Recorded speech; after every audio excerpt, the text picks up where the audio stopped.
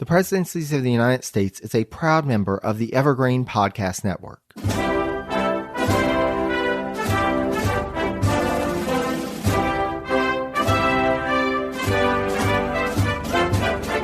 Hello and welcome to the Presidencies of the United States.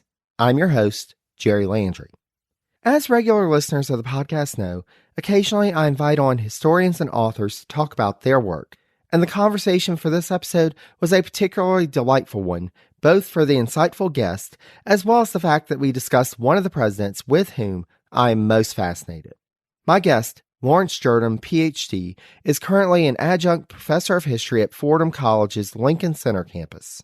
Jurdem is also the author of Paving the Way for Reagan, The Influence of Conservative Media on U.S. Foreign Policy. A frequent writer on American politics, his articles have appeared in the New York Times, the Washington Post, and the San Francisco Chronicle. He lives in Connecticut. His recently released book is The Rough Rider and the Professor, Theodore Roosevelt, Henry Cabot Lodge, and the Friendship That Changed American History, which examines the 35-year friendship between Roosevelt and Lodge, its impact on the political landscape of the time, and how politics, in turn, would impact their relationship. It was a fascinating read that I highly recommend, and I'll have more information about the book on my website, presidenciespodcast.com. But without further ado, let's get to my conversation with Laurence after this brief message. Coming up on 5 Minute News, I'm Anthony Davis. You might think it's partisan because maybe it's critical of one side or the other, but it's not. It's just the truth. And I think that's also something that's kind of unusual for Americans listening to the radio or to podcasts, because the news landscape in the States has been so partisan for so many decades. So 5 Minute News is verified, truthful, independent, unbiased, and essential world news daily. Laurence, thank you so much for joining us today. Jerry, I so appreciate being on your podcast. I follow you on Twitter. I see that you probably know more about presidents than certainly myself and probably most people. And I want to commend you for all of the work that you do in trying to get these incredible individuals across to the public and enhance their knowledge. It's really I know for you, it's a passion and a labor of love. It's also, in my view, a public service. So thank you so much for doing that. Well, thank you so much for your kind words, and congratulations on the publication of your book. And for our listeners, the book is The Rough Rider and the Professor, Theodore Roosevelt, Henry Cabot Lodge, and the Friendship That Changed American History. And I highly recommend, I will have information about the book on the website around the release of this episode. But just to get us started and talking about, and I mean, both of these folks, TR and Henry Cabot Lodge, are two amazing figures in their own right. And to be able to talk about them together and to talk about this relationship that, you know, as you illustrate in your book, really did impact the course of American history around the turn of the century.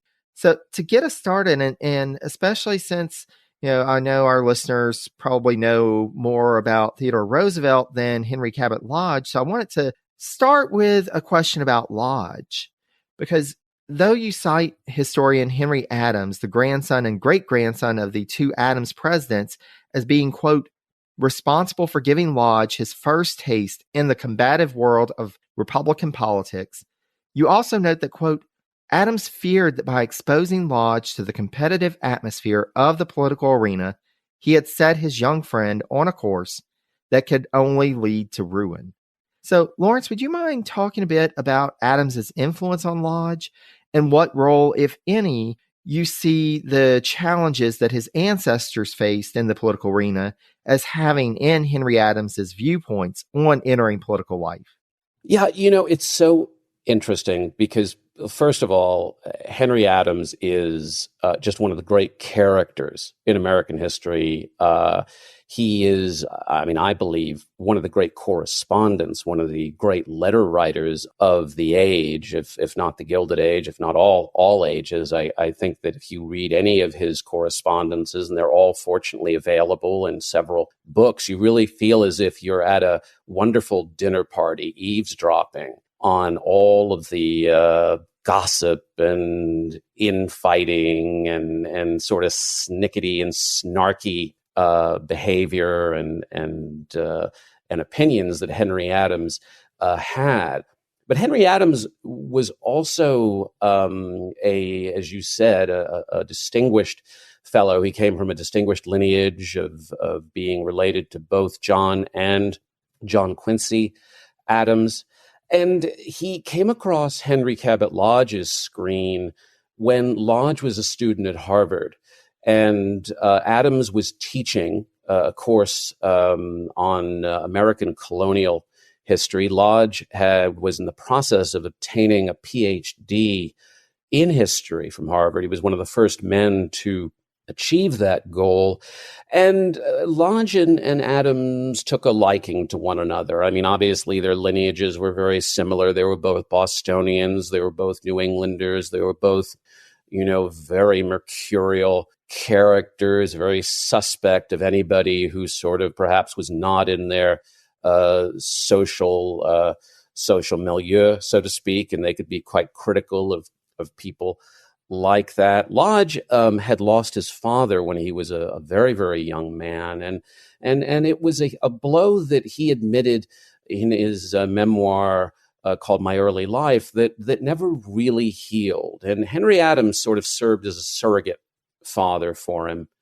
And when Lodge was on honeymoon with his wife, Nanny, he wrote Henry Adams asking, basically, what should I do? What should I do next? I've graduated Harvard. I have plenty of money. I've got a growing family, but I don't seem to have any goal, any direction. What do you think I should do? And Henry Adams initially suggested that Lodge should pursue a life in academia, which is what Lodge basically did. He also obtained a degree from Harvard Law School as well. So there was a lot of Harvard degrees up there on that wall.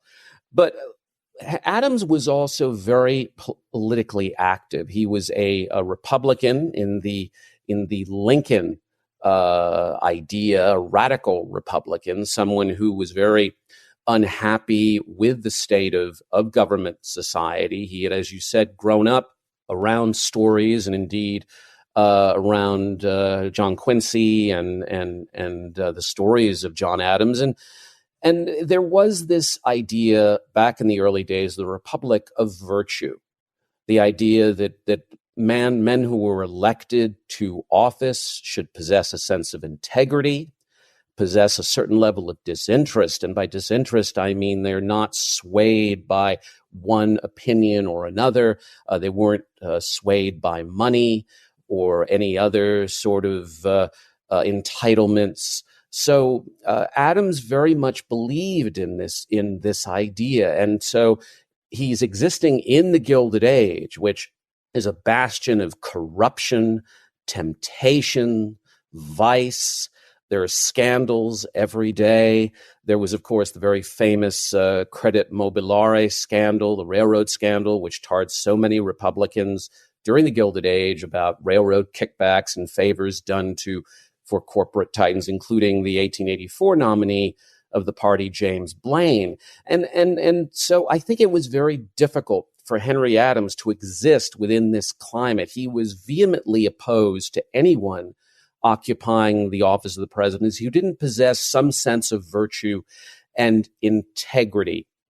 He was worried when Henry Cabot Lodge became involved in politics, because Lodge found it so exciting and he loved the strategy behind it and he loved the sort of everything, being at the center of things from a political point of view. And he was worried that Lodge would get snake bitten in a sense, and that poison of vanity and power would seduce him to the point that it could well lead him on a road to ruin. And I think that was something that Henry Adams had seen, because he had been living in Washington for decades. He had seen politicians come and go, watched them rise and fall.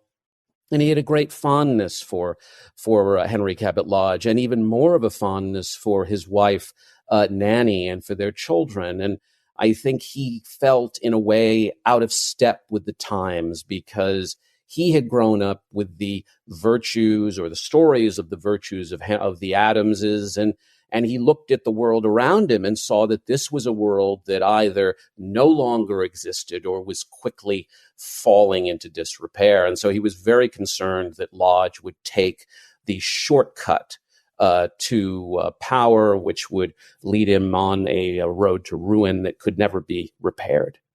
Absolutely. And I think that's one of the most fascinating things that I found in your book, is how you really help the readers to understand that these figures, you really put them in the historical place of helping us to understand, this is Gilded Age politics. This is a time where there is so much corruption and talk of corruption. And then you've got these figures like Henry Adams, Henry Cabot Lodge, and Theodore Roosevelt coming up. And in some ways, as a response to this, and especially like with Henry Adams, and for our listeners, you well know, we've been talking about the Adams family for quite a while already on the podcast. And as you can hear here, we're going to be talking about the Adams family for quite a while more.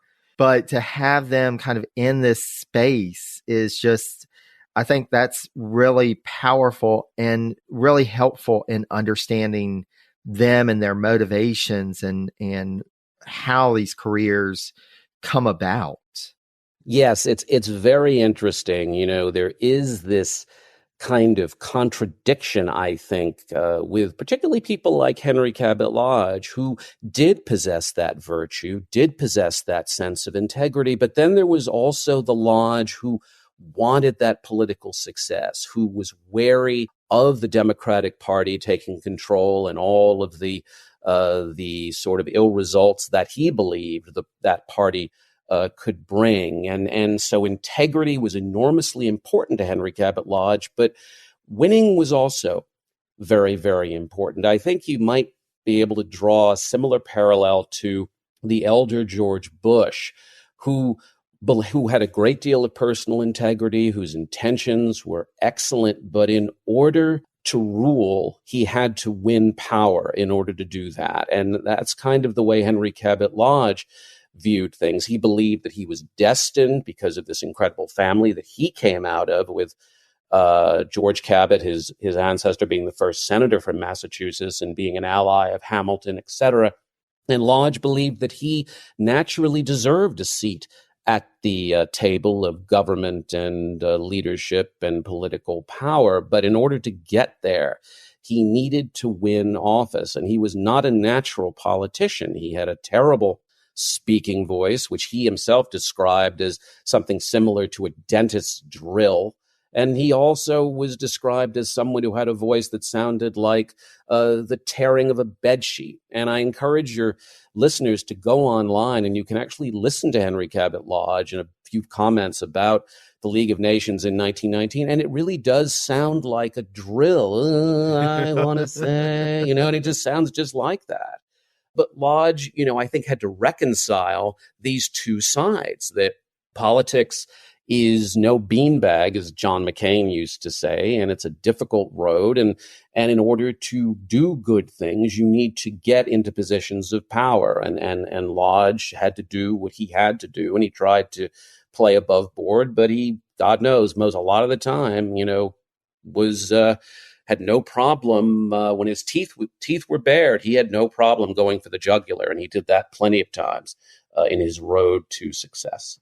Well, and it's interesting, and especially thinking of that time, and this is something that we've talked about in the podcast in previous decades. Throughout your book, you talk about the blending of the worlds in Washington, the political and the social sphere. And, that's at the time, as well as in previous eras, that that blending was important and could be influential in the rise of new political figures. And so, how important of a role do you think that their navigation in the social sphere played in the respective rise of Lodge and Roosevelt in the American political schema?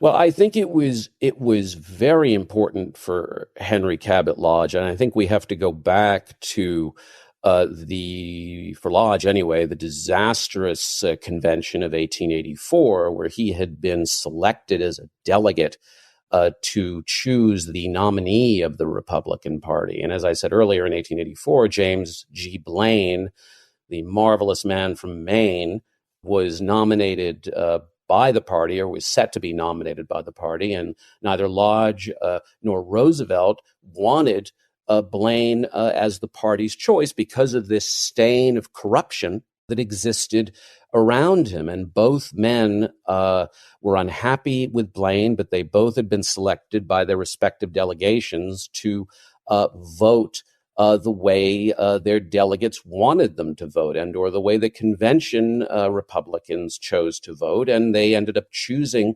Blaine, which both of them were incredibly unhappy about. But both realized they wanted a seat at the political table, that they could not go outside the Republican Party and do something that the Republican Party didn't like, because that in the end would lead to political oblivion, which neither at the beginning of their careers would want to happen. But when Lodge chose to nominate Blaine, which he did because he was running for Congress at the same time on the Republican ticket, and he knew if he had chosen to nominate someone else, that was a non-starter and he wouldn't get anywhere. But those who occupied the kind of hallowed halls of Beacon Hill and who he had grown up with and who were close friends of Lodge in Boston took quite an exception to what Lodge did, and they ostracized him from Boston society. And he really became persona non grata at places like the Somerset Club and on Beacon Hill and other Boston Athenaeum, et cetera, and other places. And so when he finally wins his congressional seat and moves to Washington, it's like a breath of fresh air. Nanny Lodge was a marvelous social organizer. She was very much a doyen within the social sphere of Washington. She knew everyone, as did her husband. Both had come from Boston. Nanny Lodge had close relationships with various diplomatic figures and others who had known her father when he was head of the Naval Observatory in Washington. And so they had an in there, as did Henry Cabot Lodge, who knew every single prominent Bostonian who lived in D.C. And so they were able to immediately adapt to the social whirl of Washington, and by not only having a fantastic time, but also achieving these incredible connections that would serve him well in the years to come. For TR, Lodge was the entree to everything.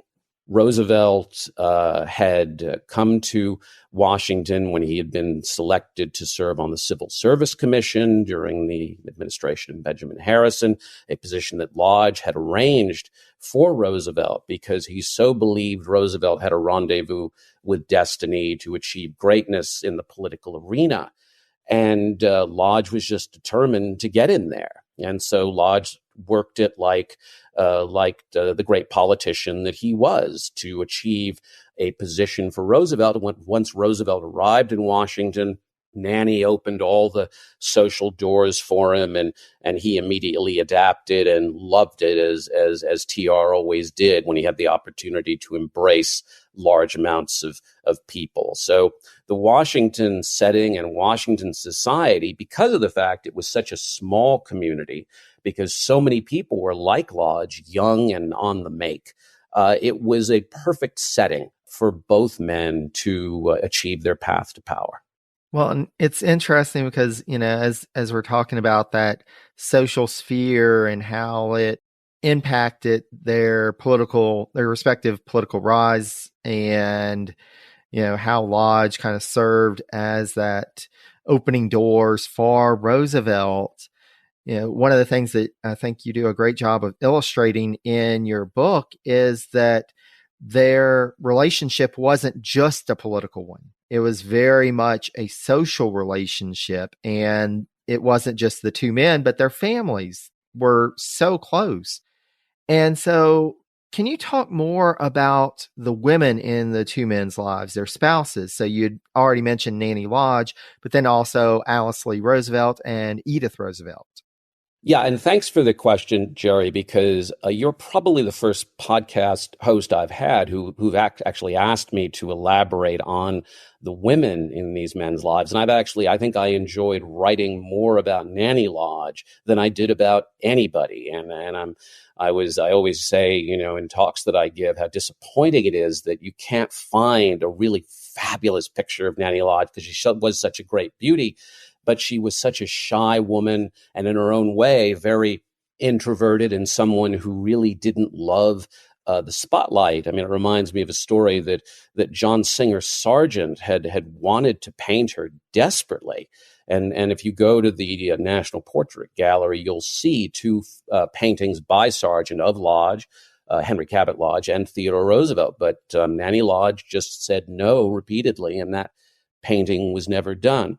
I think both Edith Roosevelt and Nanny Lodge were critical in the success of their husbands. Nanny Lodge actually wrote a letter to Corinne Roosevelt Robinson, TR's sister and her great friend, saying that Henry Cabot Lodge would have succeeded on his own without any help from anybody. And that's just completely not true. Nanny Lodge was her husband's a great advisor when it came to all things written or literary. She would read a speech that he wrote, and if she didn't like it, he'd tear it up, throw it in the fire, and start it over again. And he did that on one occasion at least 3 times for a very kind of minor speech that he delivered in Massachusetts. She read all of his books. She critiqued them. She read all of his lectures. She critiqued them. She was the one who organized the dinners. She was the one who organized the parties. She was the one who made the connections. She was the one who James Blaine absolutely adored, to the point that Theodore Roosevelt was actually came fairly close to working for him as Assistant Secretary of State. Theodore Roosevelt, the same man who had vehemently opposed James Blaine, and it was because of Nanny's great beauty, charm, intellect that James Blaine actually reached out to her saying, do you know someone who could perhaps be an Assistant Secretary of State? And she said, Theodore Roosevelt is your man. And she and Cabot both tried to get Roosevelt that position, but it failed. But Nanny Lodge stood by her husband, and God knows it was not an easy marriage, as I discuss in the book. And I think Henry Cabot Lodge, while being a terrific intellect and a real aggressive and hard-scrabble politician, and someone who I came to really admire because of the fact he did not possess that great charisma or ability that TR did, but he could be a difficult dude. And I think Nanny suffered quite a bit for it. But she stuck right with him, even though there are rumors, as I discuss in the book, and go into great detail about the possible affair she may or may not have had with John Hay while Cabot was off campaigning for re-election. Edith Roosevelt as well, another critical woman who really, I think, played an enormous role in helping TR succeed. We all know about TR, this phenomenal personality and this incredible energy, and the man who had, something like 6 cups of coffee in the morning before he went to work, and, half a dozen eggs in the morning before he went to work, and the guy who ran practically everywhere from one room or one meeting to the next. But he also was a guy whose temperament could be very erratic.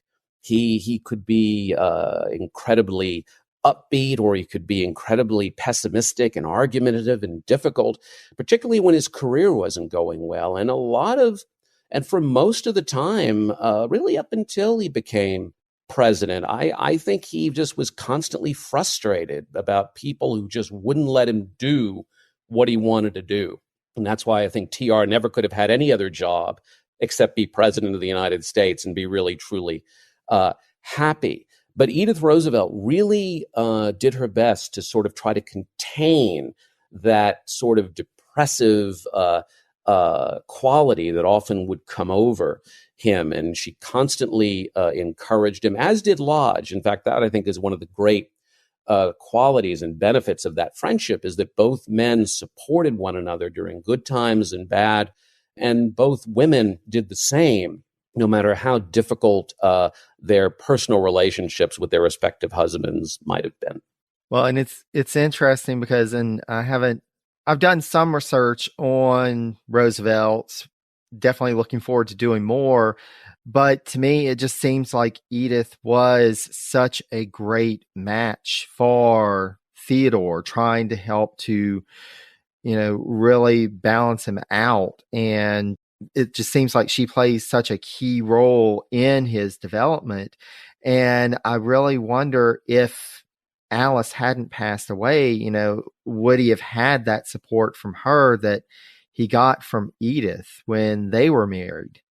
Yeah, it's interesting. And I recall Edmund Morris in an interview, the late Edmund Morris, talking about the fact that TR would have been really stifled if he had been, if Alice had not, if the marriage had lasted longer than it did, because I think Alice Roosevelt was very much about, or Alice Hathaway Lee, forgive me, Alice Roosevelt was very much about the social life of New York, very much about the parties, the people, just living kind of a whirling dervish kind of life of cocktails and dinners and receptions, and was not much of an intellect, where Edith Roosevelt really was an intellect. She was very knowledgeable about, very, very knowledgeable about literature. And that was, in fact, one of the qualities that tied she and Cabot together. They were both very knowledgeable about Shakespeare, very knowledgeable about other pieces of literature. And that was one of the things that I think made her so comfortable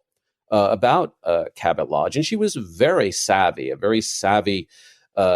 individual, not only about social, be it dinners or the social world of Washington, but also about the sort of men and individuals that surrounded her husband. Edith Roosevelt was someone who was desperately concerned about money all of her life, mainly coming from the time she was a young girl, where her father, who was a ne'er-do-well and a drunkard, had essentially literally made the family homeless, to the point where they were going from one relative to another, relying on the kindness of strangers, so to speak. And she was always desperately worried that TR would become consumed with one job or another that would never really pay the rent, and he and the family would be completely destitute. And Lord knows there were moments where, between the destruction of his cattle business, between the various depressions that wrecked his stock portfolio, where God knows that was somewhat close to happen, or certainly in her world, it was a reality that she never could not think about. But I think she gave TR that intellectual partner, not only intellectual partner, but someone who had real spine, who didn't bend if he was a little blustery or argumentative. She would push right back.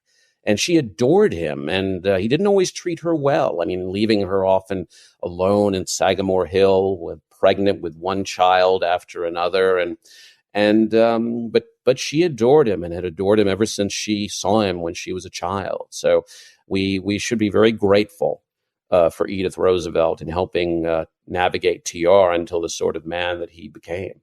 And likewise, we're grateful to you for being able to share more about these figures. And I think that's one thing, and especially with a figure like Theodore Roosevelt, who is such a larger than life figure, sometimes the other people in his life just don't get as much attention.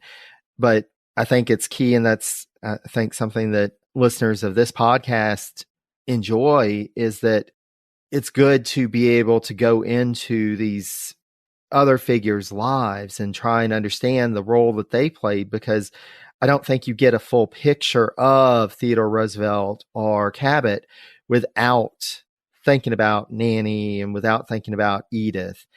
I really think that it's key to understanding them. Yeah, no, that's very true. I mean, Roosevelt loved to use that phrase, I rose like a rocket, but you could say he didn't rise alone. I mean, Cabot was really responsible for lighting that fuse, which launched that rocket, and not only launching the rocket, but directing it to key moments and key opportunities that allowed TR to rise up the ranks of politics in 18 years, from 1882 or 1883 when he first started in politics all the way up to 1901. And it really, without Cabot, I would doubt he would have risen as quickly. I don't doubt that TR would have become president. I just think it wouldn't have happened as quickly as it did without the help of HCL. Absolutely. And turning to Cabot for a moment, because we want to talk about one of the key things in his career, because you discussed in your work the Lodge Bill, which would have empowered, quote, the federal government to oversee the integrity of congressional elections. So can you help the audience to understand this bill and its ultimate defeat in the context of the political situation of the time, and what it says about this point in Lodge's political career?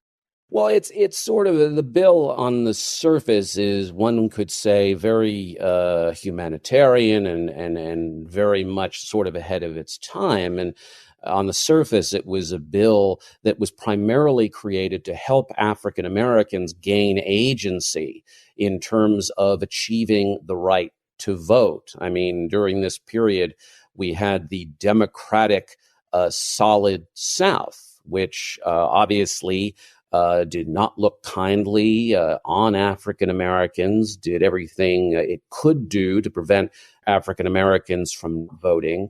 And Lodge believed that this was hurting the Republican Party. He did not think it was hurting African Americans. That's not why he did it. I mean, we can sort of sit here and lax all sympathetic or romantic about HCL's motives, but the fact of the matter is both he and Roosevelt took a dim view of African Americans. They did not think that they were intellectually adequate or equivalent to white Americans, that they did not have the ability to sort of exercise any kind of sophistication in their own affairs. And so while indeed this bill certainly would have helped African Americans go to the polls and vote, Lodge did it because he knew that African Americans were a prominent part of the Republican Party, and this would help break the Solid South in terms of elections, giving the Republicans greater control of the Congress. This was an idea that the Southern Democrats called the Force Bill, which was sort of a nickname for, yet again, what they viewed as more government encroachment and essentially an encroachment on, quote unquote, the states, the rights of the individual states. Lodge was very passionate about this bill.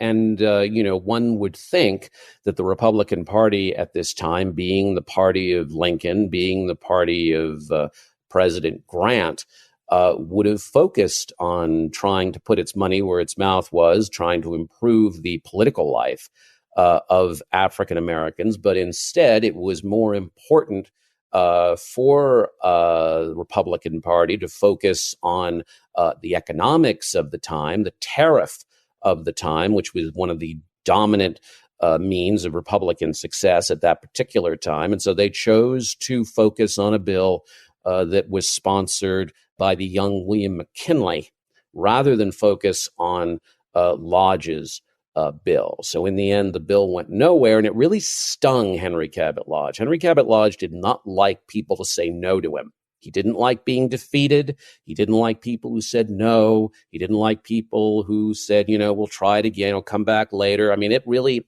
quote unquote, pissed him off. And and Lodge could be very angry. I think he had a deep-seated anger that at times could really drive him to metaphorically push back on people who chose to dismiss him. And a lot of that had to do with this vanity that he possessed, that he had come from this fabulous American family, that he was destined for greatness. How dare you step in front of what I'm trying to do to serve the best interests of the nation. And it really, these things that happened, these defeats and disappointments, could really sit inside him for a long time and make him a really disagreeable person to be around. TR, in fact, went and talked to him about possibly giving a benefit talk for a friend of theirs. And they said, well, you can talk about the Lodge bill. And Lodge was like, get out of here. I don't want to see you. I don't want to hear about this. So Lodge was not someone, as I said, you didn't want to get on his bad side. There, he was a devoted friend, as we can tell with this study of he and Roosevelt. And he was a devoted friend to those who stuck by him during the tumultuous year of 1884. But if you crossed him, he was not an enemy that you wanted to have, because he'd make your life a living hell. And I'm saying this pretty confidently. I just really believe this. I mean, look what he did to Woodrow Wilson during the League of Nations. I mean, he didn't like Wilson, and he didn't like the League of Nations, and he was going to have things go his way regardless of what he had to do. Yeah, and it's interesting, and I think you do an excellent job of highlighting this in your book. In this political rise of Lodge, he does suffer some pretty big setbacks towards the beginning, and the Lodge bill was also one of those setbacks. But then you get to a point, and when he starts to have that influence and is able to start opening some doors for Roosevelt and helping with his rise, and you start to see some of the areas that he was, and Roosevelt likewise was also able to influence. So one of the things that you mention in your book is you note how both Lodge and Roosevelt were ardent expansionists in terms of their views of foreign policy. So, Laurence, what sense do you have of the popularity of expansionism within the Republican Party circles, as well as the nation as a whole in the mid to late 1890s? Were Lodge and Roosevelt kind of on the fringe of that, or was it more popular? I think they were on the fringe. I think this was something that was not popular in the Republican Party per se. It was not terribly popular in the country.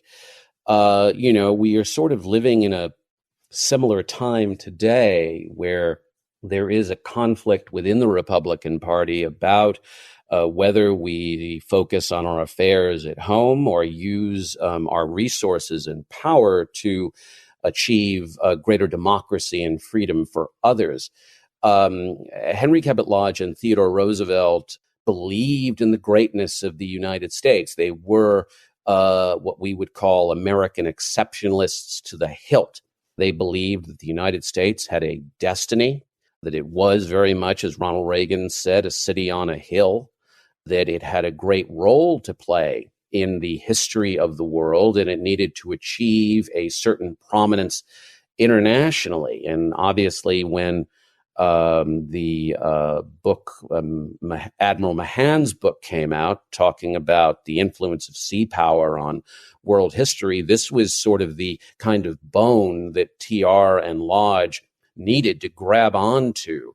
And because it said exactly what Lodge and Roosevelt believed, that navies were ultimately the core, the opportunity that giving the, I'm sorry, forgive me, I'm getting all tangled up, but the Navy gives a nation an opportunity to stake its claim out in, say, the Pacific or the Atlantic, and that's how all these great empires had achieved success. And Lodge and Roosevelt believed this is what the United States needed to do.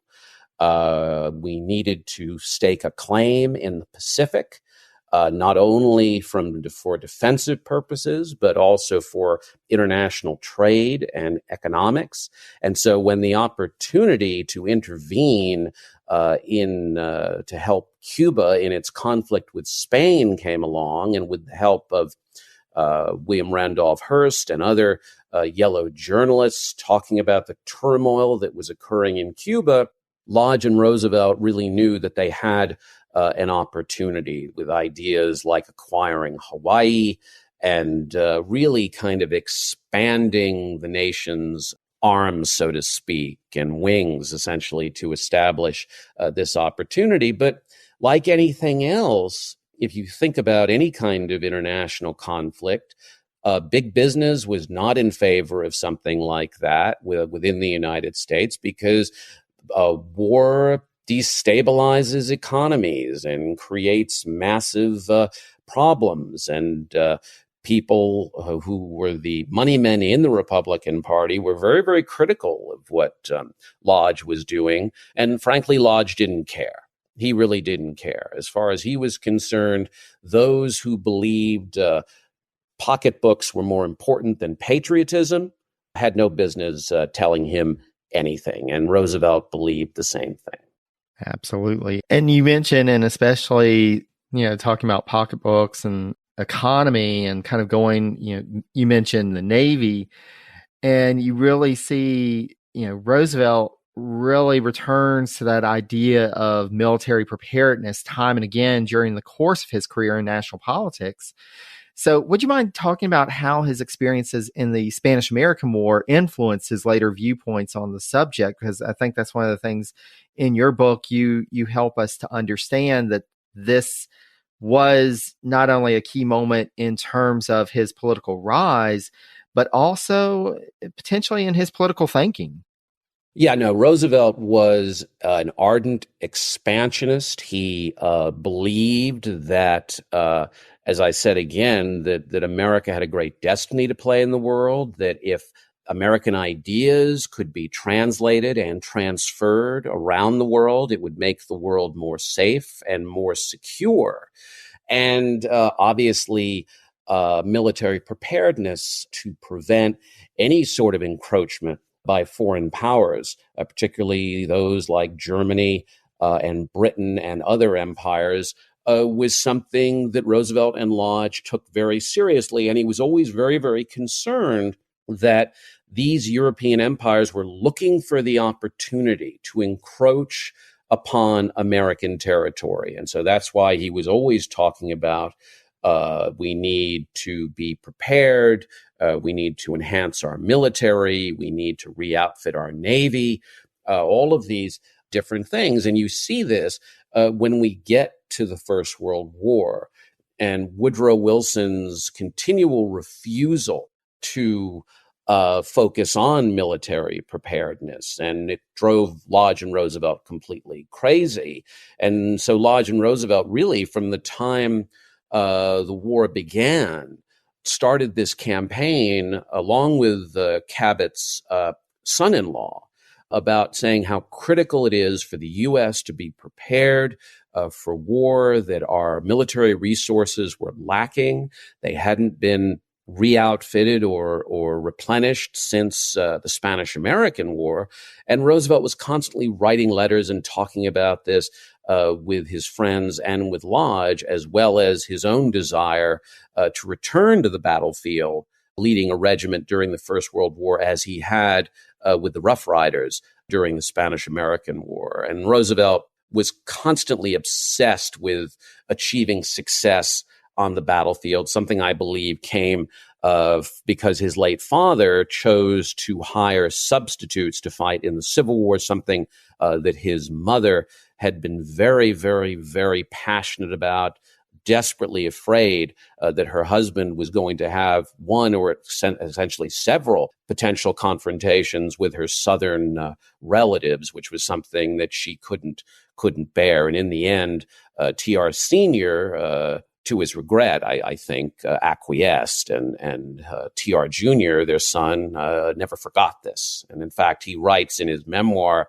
he never brings up that his father didn't serve, but he does say, when he talks about the Spanish-American War, I didn't have to hire someone else to do my fighting for me. So this was sort of something Roosevelt was always trying to exercise from his system. And I don't think he ever really got it out of his system because of the anger he displayed after he was turned down for serving in the First World War, the frustration rather that occurred.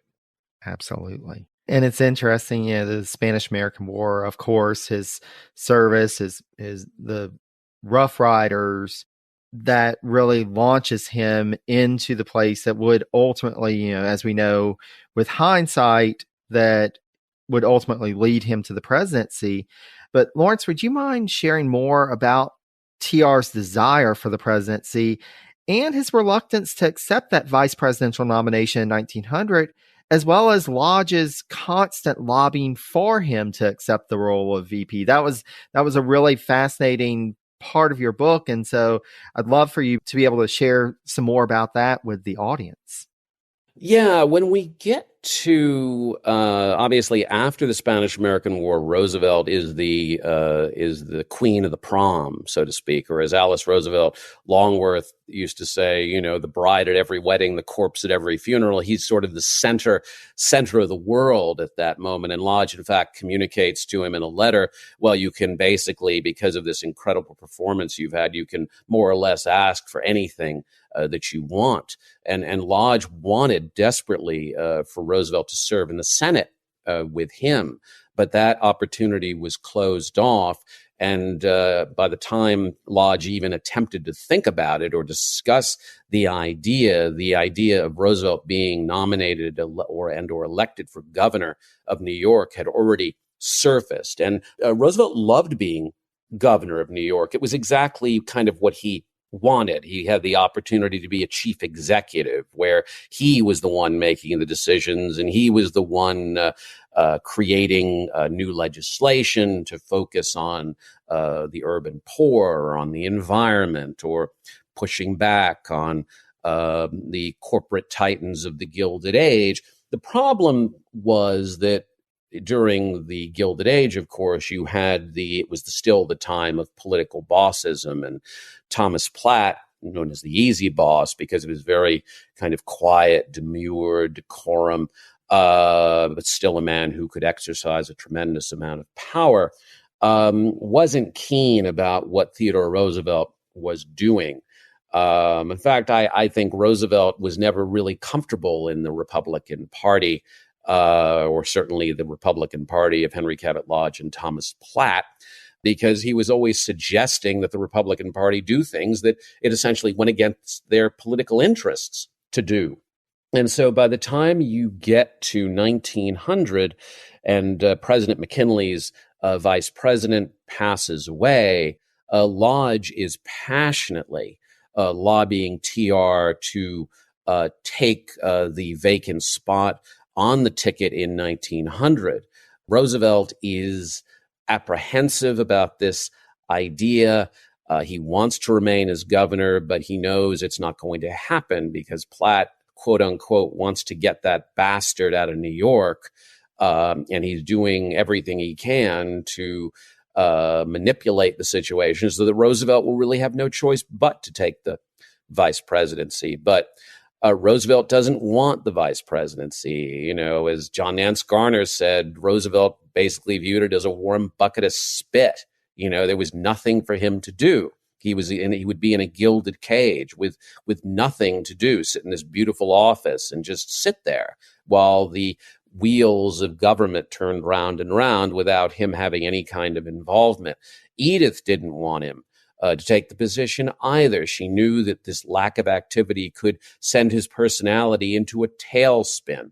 Bammy Roosevelt, his devoted sister, actually had an argument with Henry Cabot Lodge over this at her house in Washington, where she basically more or less threw Cabot out of the house when he accused her of being basically out of her head and talking nonsense about how TR, her own brother, would waste away in a position like this. But in the end, there was nowhere else for Roosevelt to go.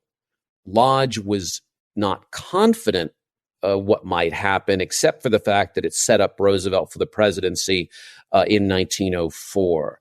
But between 1900 and 1904, Cabot just said, well, you'll just have to deal with it and things will be okay. And of course, when Roosevelt accepts that nomination and accepts that opportunity, Cabot writes this very interesting letter, which is almost very foreboding and very prescient, where he says, no one can tell what will happen in 4 years. And boy, was Henry Cabot Lodge right on that particular point. Absolutely. And that's one of the things, with the new series that we just started on the vice presidencies of the United States, we're going to come to some figures who I think are well suited to the vice presidency and can assert their influence without necessarily being at the center of everything. But Theodore Roosevelt is not one of those people. And so it's interesting to think about if he had a full term as vice president, what that would have looked like. But of course, as we know, history played out differently and he ended up being at the center of everything as president. And like you said, Laurence, it seems like that was the best position for somebody like Theodore Roosevelt. Yes, the whole vice presidential situation, Roosevelt was like kind of a wild animal in a cage. I mean, or a tiger in a cage. He couldn't do anything. He couldn't go anywhere. He couldn't exercise any power at all. In a way, it was like Lyndon Johnson being vice president under JFK, this man of incredible personality and charisma and power and an understanding of how politics worked. Yet he was locked away in this beautiful room where he could do virtually nothing. And he said, I like President McKinley. TR says, I enjoy conversing with him, but they just won't give me anything to do. And so he, of course, would do little things. He would hold conferences. He would go spend time at Sagamore Hill. He'd write letters. He believed his political career was over, as Alice Longworth wrote, that basically his professional career was finished. And I think it probably pained Cabot as well, because he saw this incredible, vivacious friend of his basically just depressed and just kind of nothing. After all of this effort that he had put into to try to achieve some kind of success. Well, and it's interesting because in the influence that Cabot had on Roosevelt's career and rise up to that point. And then when he becomes president, as you note in your book, there's kind of this shift because now Theodore Roosevelt is the one who has the most power. And you note in your book that Lodge's influence over President Roosevelt was overstated by opponents of the Roosevelt administration, but he still did play a role both as a leader in Congress and of the National Party, as well as serving as a diplomat representative in negotiations with Britain in 1903. So would you mind discussing how Lodge fits into the history of Theodore Roosevelt's presidency? Yeah, no, it was it was an interesting thing. There had always been this gossip going way back about the firm of Lodge and Roosevelt, meaning Lodge was always the senior man, Roosevelt was the inexperienced junior man, and even in the letters, if you kind of examine them from 1884 up until even into the vice presidency, there is this desperation on the part of Theodore Roosevelt to get back in the game, find an opportunity, find a way to maneuver. And he was always asking Cabot to help him do that. Do you know of this, if this is available? Keep me in mind for that. Don't forget about your friend in New York who's just hanging out here doing nothing while you're making your way up the political ladder. But then once Roosevelt becomes president, there is what I say in my book, a changing of the guard.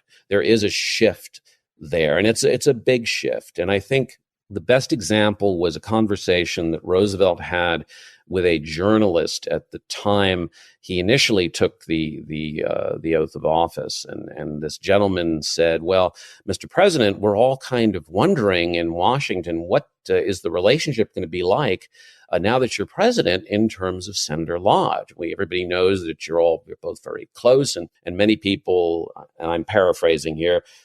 Think that Lodge has this sort of carte blanche to the White House where he can come and go as he pleases and, make requests and demands, et cetera. And, was really kind of controlling a lot of things. And Roosevelt, without missing a beat, looked at this journalist and said, look, you don't understand. That's not our relationship at all.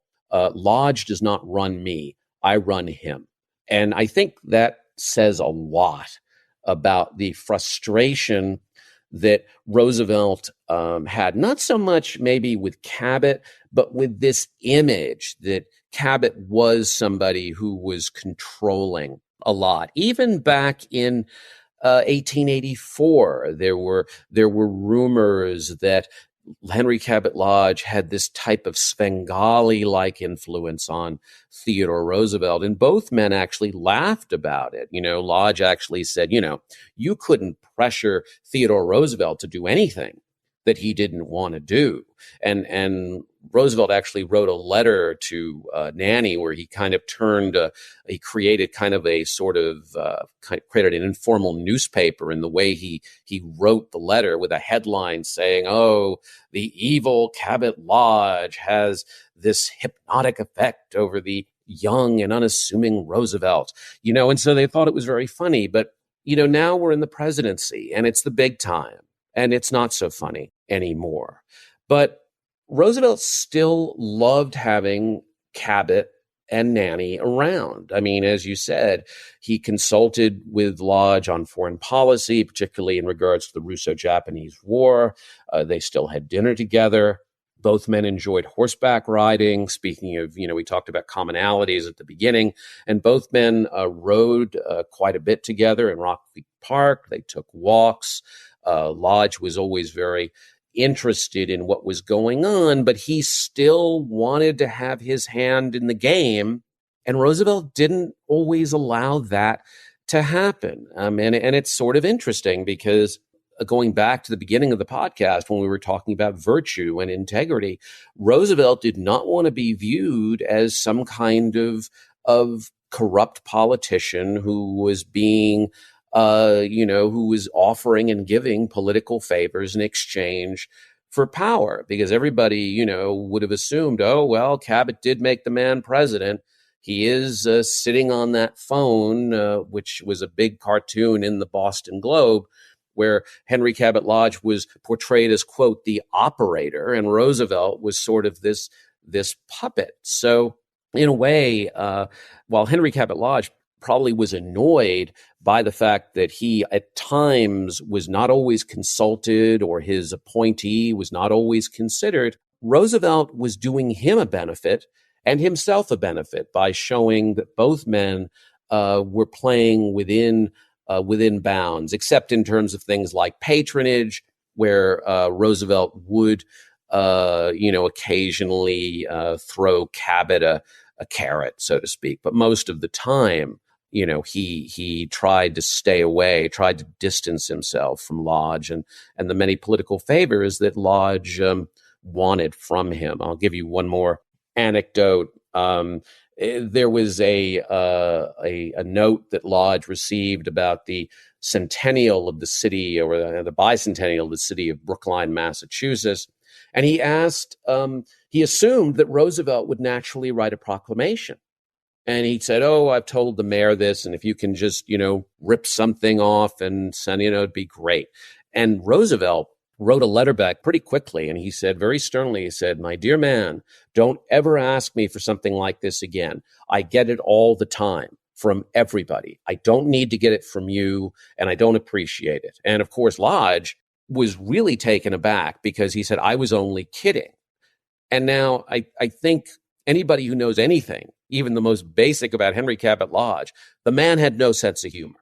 He never joked about anything, let alone something as serious as politics. So I think he was really a little bit, it was kind of a brushback in a way, to use a baseball term. You need to step back and you need to give me a little room because I can't have this sort of thing happening. Well, and it's interesting, and we'll come back in a few moments to talk about another of those bumps in the road in terms of the relationship between Roosevelt and Lodge. But I wanted to take a moment to turn back to something that we were talking about earlier. You had mentioned this with the Lodge bill. And when Roosevelt becomes president, this issue comes up a couple of times in his presidency because, as you say in your book, when the issue comes up in their respective careers, moves that Lodge and Roosevelt make towards supporting civil rights were typically couched in achieving political advantage rather than being a true reflection of their ideologies on the issues. So I was wondering if you would mind taking a moment to talk about what you found in your research with regards to Roosevelt and Lodge's views on equal rights for American people of color. Yes, it wasn't. These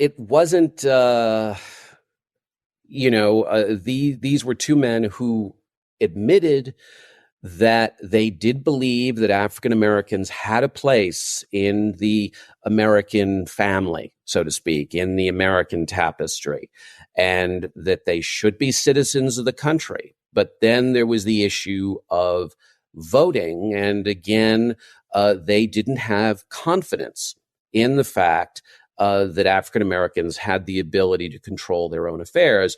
Early on in their relationship, Lodge and Roosevelt nominate an African American from a former congressman, in fact, the former Speaker of the House of the legislature in Mississippi, to be the chairman of the convention. And the gentleman whose name now escapes me and I can't remember it, did not really want this opportunity. And Roosevelt and Lodge got to said, you know what, you are a Republican, you're an American, you need to participate in the process, and we need you to move this convention forward. But again, it wasn't something that was done to enhance the reputation of African Americans politically. It was done to try to destabilize the nomination of James Blaine. And while this gentleman was successfully elected as president of the convention, and both Lodge and Roosevelt gave these incredibly eloquent speeches, we really can't take that as some kind of great sincerity as to their support of African American agency. We also had the moment with Booker T. Washington, where neither Washington nor Theodore Roosevelt believed in removing, both of them believed that segregation remained an important idea, remained an important standard within the United States. Booker T. Washington always very much criticized because he was viewed or criticized by people like W.E.B. Du Bois for this kind of gradualist view that Washington had, where he said, don't rock the boat. Let's just move along, do what we can. We need white America as an ally to help us along. And we can move very slowly, and voting is simply out of the question. However, Booker T. Washington was also a very powerful political voice in his own right. We can almost say he was an African-American political boss in a sense, in terms of things like patronage within the African-American community. Roosevelt, to his credit, did hire quite a number of African-Americans to serve in the lower reaches of government, post in the postmasters, et cetera, and other positions. But there, of course, was that situation where he offered Washington the opportunity to have dinner with him in the White House. And of course, the South went completely ballistic. Both Lodge was very supportive of Roosevelt in doing this. And he, Lodge, there was no love lost between Henry Cabot Lodge and the gentleman of the former Confederate States, who he absolutely hated. and believed were responsible for the carnage and turmoil that had brought the country to virtual ruin from 1861 to 1865. Roosevelt obviously didn't expect the blowback that he received. And obviously, going back to his sort of lukewarm view on civil rights, never had Washington to the White House again after that. Later on, in I believe it's the 1904 convention, where again a similar type of bill comes up or idea comes up about giving African Americans greater agency and the right to vote. Lodge literally writes to Roosevelt. He says, you know what? This is an idea. It might be a good idea, but it's not a realistic idea and it's not going to happen. So politics continues to play a role in terms of taking that risk of giving African Americans their rightful place at the voting booth, all about trying to balance Republican power. So, one can say what they want about Henry Cabot Lodge and Theodore Roosevelt in terms of matters of race, but in terms of the way I look at it, it wasn't a good one. Yeah, and it's interesting. And again, I think that's something that comes up time and again in your book is how these personal views or personal tendencies influence their political aims and careers. And, you see this even further into their careers, after Roosevelt leaves the presidency and we get to the 1912 election. And there's so much that's been written and focused on in how this election impacts and destroys the relationship between Roosevelt and William Howard Taft, who succeeded him. But as you point out, it had an impact on the relationship between Lodge and Roosevelt as well, because though they had been so close over the years, this election cycle in 1912 led to a split between the two. And as you quoted Lodge as writing at the time, quote, "I knew, of course, that you and I differed on some of these points, but I had not realized that the difference was so wide." So would you mind addressing some of the key points in their respective ideologies that had been a constant over the course of their careers that ultimately caused this rift between Lodge and Roosevelt? Yes, I think some of it for both men, particularly for Lodge, was political, and some of it was ideological. Lodge was a conservative to the core. Granted, we could say he was a Burkean conservative in terms of the belief in moving things slowly or gradually in terms of legislation, et cetera. Roosevelt, I believe, was always a progressive. He was more comfortable within a progressive environment, even though he would constantly poo-poo the progressives. Progressives wanted him to stand on a progressive platform when he ran for governor. Lodge is like, don't even think about doing that. Don't even think about going outside the Republican Party. You're not going to get anywhere. And Lodge and Roosevelt were both political realists in regards to that. But there were certain things that were going on as the presidency progressed that really unnerved Lodge. For most of the Roosevelt administration, Lodge was really the ambassador to the conservative wing of the Republican Party, particularly those money men who were so responsible for donating the money that kept the party in business, so to speak. So when Roosevelt did things like the square deal, and got up and gave these kind of harangues and powerful oratory moments where he condemned big business and talked about that government needed to play a greater role in examining what these corporations were up to. It really chilled Lodge to the bone.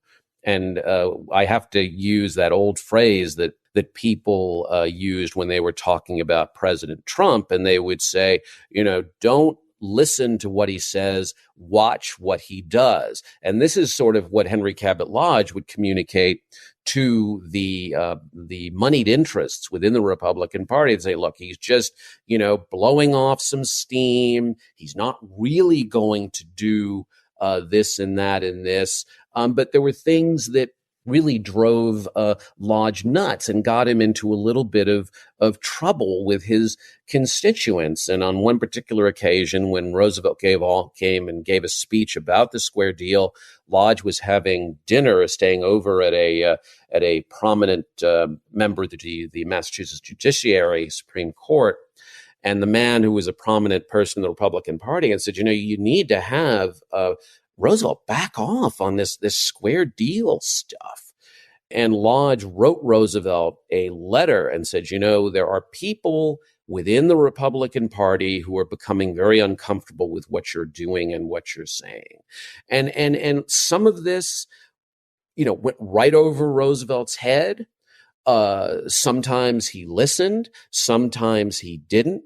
Sometimes he would just, rant that these individuals of great wealth, were essentially had tin ears and really had no clue and didn't have the public touch that he did. And then there were times where he would listen and he would back off. But ironically, when we get to 1912, it is really Henry Cabot Lodge who's responsible for indirectly the destruction or temporary destruction of that relationship, because he is the one who induces Roosevelt to return to political life. Theodore Roosevelt was very happy in retirement. He was very bitter about the way his presidency had ended, particularly in regards to the way the Republican Congress had handled his second term, where they had really gone out of their way to stymie everything he had tried to do. And when Lodge is writing him repeatedly about Taft and the lack of confidence that the country has and the party has, and how Roosevelt needs to come back to save the day, Roosevelt's like, why should I? Why should I come back and help these people? They didn't help me. But, again, Lodge is a very good salesman and very good at whispering in Roosevelt's ear. And of course, Roosevelt does come back. And then he starts going on his soapbox, so to speak, in places like Kansas and other parts of the country, where he's reflecting the progressive ideas of Robert La Follette, the senator from Wisconsin, about things like direct election of senators, the fact that members of the judiciary can be recalled by the public if they don't like a decision that comes down from a particular judge. And then Lodge is shocked by this. And he's also shocked by Roosevelt's argument that the government has the right to confiscate private property if they believe that the eminent domain rule, and that they believe that it's necessary for the good of the community or for the nation. And Lodge is just like, you really just have to quiet down. And then when Roosevelt runs for president in the primary with Taft, and he continues to communicate these views, Lodge just completely cuts the relationship off. I mean, he basically says that he can't support, or cuts the political relationship off. The personal relationship remains, and to Lodge's credit, he really goes out of his way to keep that friendship with Roosevelt going, to the point where he literally says, I'm not going to let politics interfere in this important relationship, which I so value. He still supports William Howard Taft. He still arranges for Taft to win the Massachusetts primary in 1912, something that I do not know if Roosevelt knew about or didn't know about. I was never able to figure or find anything on that. Edith Roosevelt was livid at Henry Cabot Lodge and his good friend and Roosevelt's good friend, Elihu Root, both of whom worked on Taft's behalf and used to have nightmares about Elihu Root and absolutely really hated him. And Roosevelt never forgave Elihu Root either, as far as I know. But this was a difficult patch that both men went through. There was a lot of name calling on the part of both of them in terms of the other. Roosevelt got up in a speech in Massachusetts and said that there is one of your senators was responsible for stealing the nomination from me. In 1912, Lodge gets up at one point and says, people are tired of Theodore Roosevelt. They're sick of hearing from him. And eventually, though, unfortunately, they do come back together after Roosevelt is nearly killed in an assassination attempt. Lodge writes 2 very heartfelt telegrams, and soon they're back together. And then they come back together even more so over their mutual hatred of Taft's successor, Woodrow Wilson. And it's such a fascinating story of the relationship between these two men over the decades and just how it folds into so much of American political history of the time. And so as we're wrapping up our conversation, Laurence, I want to give you an opportunity to share with the audience, first of all, what was the most surprising takeaway about either of these men or both of them in the course of your research? And also, now that this book is published, coming out, where's your research leading you moving forward? Well, I loved both Roosevelt and Lodge. I often would think, what it would be like to meet them. And I suspect that I perhaps would have had a better rapport with President Roosevelt and Senator Lodge. But I think if I talked to Lodge and really kind of knew some things about his positions and bills and speeches, I think that he might have, loosened up a little bit. I was talking to somebody else about Henry Adams, and I said, well, wouldn't you just have loved to have been seated next to Henry Adams? And she very kind of dryly said, actually, I'd rather have been seated across from Henry Adams, not necessarily next to him. But I came to admire both of them. I think the thing that I came to realize about Theodore Roosevelt was that his life was a lot harder than I thought it was. And I'm not speaking materially so much as someone who was really trying to find his way. I think he had a lot of disappointment. I think he was very frustrated in trying to achieve political success. I think he just so resented people who would constantly get in his way and dictate to him about what he needed to do. And he was in such a kind of, he always seemed to be in some kind of supportive role for such a long time. Even when he was governor, he still was not his own man. He wanted to be, but Platt didn't allow him to be. And as police commissioner, he had very little power to do a lot of the things that he wanted to do. He was always at the mercy of another master, so to speak. And then when he finally becomes president, then he can really, as he says to John Hay, now I'm really going to let things rip, so to speak, when he's about to be sworn in for the second time, because now there's nobody to tell him what to do. And Lodge, I came to admire as well. As I said earlier, I loved his tenacity.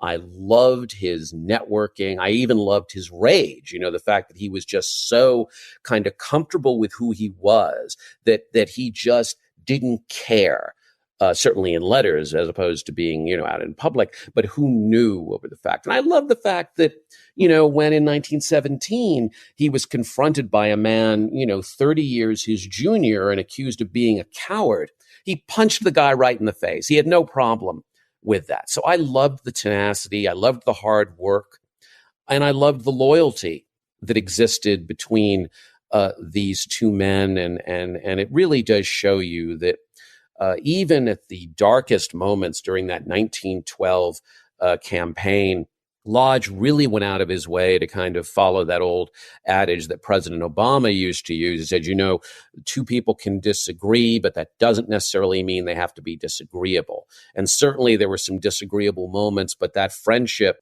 held together. And I think that was something Lodge really treasured, as did Roosevelt. And it really does show you that if two men who have a similar vision and are willing to work hard and use their determination, and there's opportunity, and a moment is right, they really do have the opportunity to change the world, which is what I think Lodge and Roosevelt really did.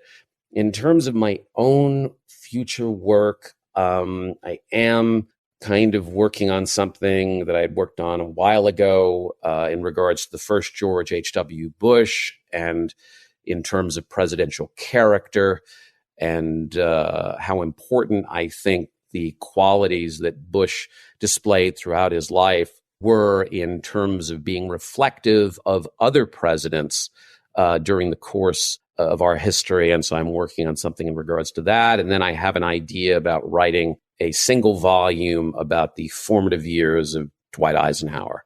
So we'll see if any of these come to fruition.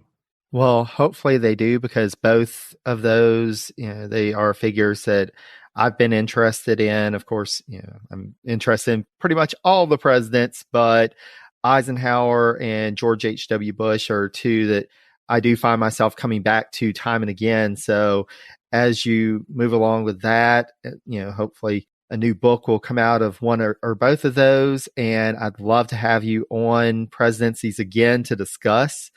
But in the meantime, for our listeners, this conversation has just scratched the surface of Laurence's current book, which is The Rough Rider and the Professor, Theodore Roosevelt, Henry Cabot Lodge, and the Friendship That Changed American History. I cannot recommend it enough. It is a wonderful read. And Laurence, I cannot thank you enough for your work, as well as your time and the insight that you've provided to us, to our audience today. So thank you so much. Thanks, Jerry. I really enjoyed the conversation, and I really enjoyed how thorough and knowledgeable you were about the book and Roosevelt and Lodge. And I loved your questions. They were terrific. Always glad. And that's one thing that I always enjoy reading presidential history, but to have the opportunity to come up with questions and be able to talk with authors, historians about their work, it's a wonderful treat. So thank you so much. And thank you to our audience. Thanks so much again to Laurence Jurdem for joining me for this episode to discuss his book, The Rough Rider and the Professor, Theodore Roosevelt, Henry Cabot Lodge, and the Friendship That Changed American History. There is so much more in the book that we didn't have time to discuss, so I highly recommend picking up a copy wherever you get your books so that you can learn more about the amazing and impactful relationship between Roosevelt and Lodge. I'll have a link to more information on the book on my website, Presidencies Podcast, that's all one word, .com.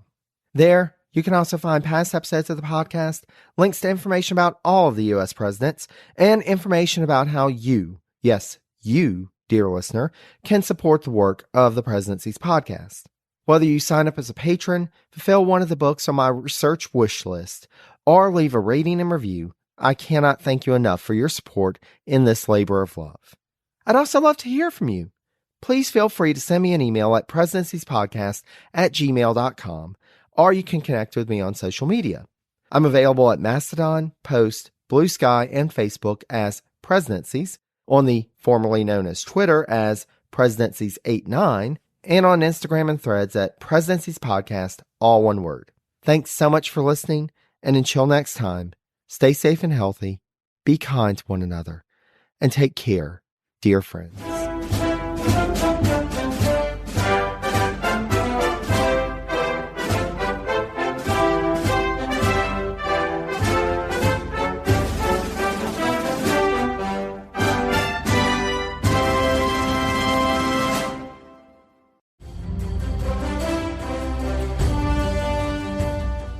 This is Peter. And this is Tom. We want to tell you guys a little bit about our podcast. Tom and I met in college, became best friends, and then teachers almost 20 years ago. Sometimes school just does not allow us to elaborate on the topics that we find interesting, like the real shark attacks that inspired the movie Jaws, or the real historical context to Indiana Jones artifacts. Where does cereal come from? Or are zombies real? Does Ben Franklin really deserve to be on a $100 bill? On our podcast, just like in our class, there are no stupid questions. Just two friends having a lighthearted conversation about history, pop culture, and the context of current events. Listen to History Teachers Talking Podcast from Evergreen Network, anywhere you get your podcasts.